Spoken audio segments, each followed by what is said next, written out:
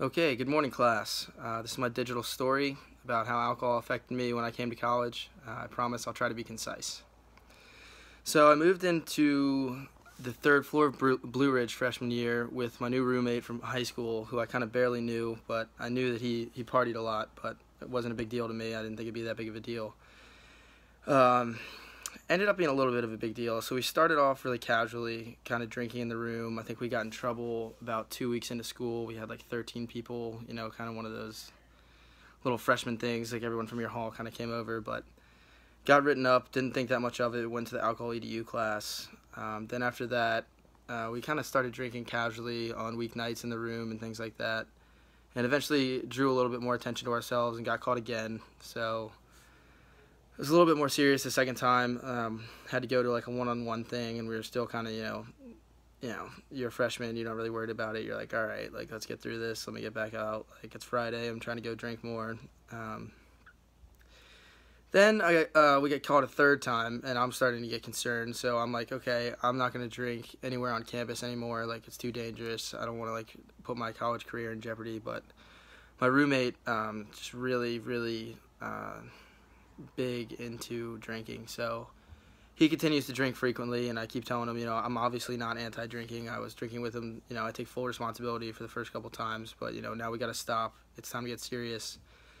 And that's when I started to realize he kind of maybe couldn't or just didn't want to at that point, but I later would find out that he really had difficulty with it. So we're really struggling at this point. We're kind of starting to butt heads because he just wants to drink and have fun, and he's not really doing his schoolwork. I think at times he would just drink,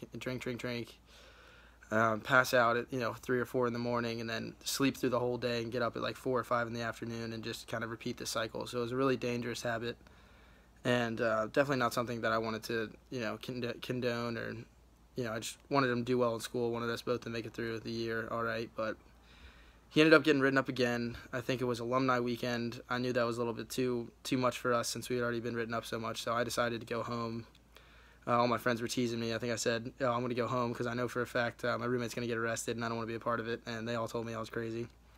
He got arrested, so that was that. Now he was on the verge of getting kicked out of school, and then after that it got pretty crazy to where they kind of were watching our room, and every time we would come home, they kind of do a little sweep by or knock on the door, some questionable noise complaint violations, maybe we were just sitting there or not home or things like that. But it started to get really dangerous, not only from jeopardizing my college career, but also just from his physical health.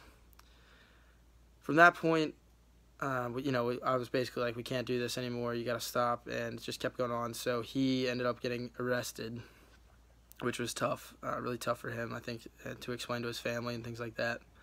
But then, we had to go to all sorts of hearings where I was trying to say, he didn't deserve to get kicked out and things like that.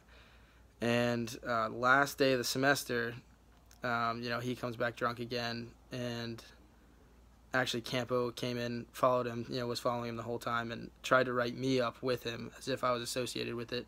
And like I said before, I had already been associated with the ones earlier, so they were trying to tell me that I'm going to get kicked out too with him, and I'm like, I'm not really that closely associated with it. So ended up having to go to a bunch of meetings with the dean, and got a bunch of community service. But the important thing was that they made my roommate go to AA, and I remember him, still being in full denial and having to drive, and I told him I'd drop him off there. That I would drop him off there. And he kind of just ended up fleeing, instead of facing the problem and letting me drive him. So that was kind of the end of that. He was kind of creeping around campus trying to find friends that would take him in for the day, things of that nature. So really dangerous situation. He did end up getting his act together, I think, finally found help, but it was a very dangerous situation my freshman year, and just something to be aware of. Fun is fun, and I'm certainly willing to go have fun, but you have to be aware of the danger and just stay cognizant of what can happen. So that's my digital story, and hope you took something away from it.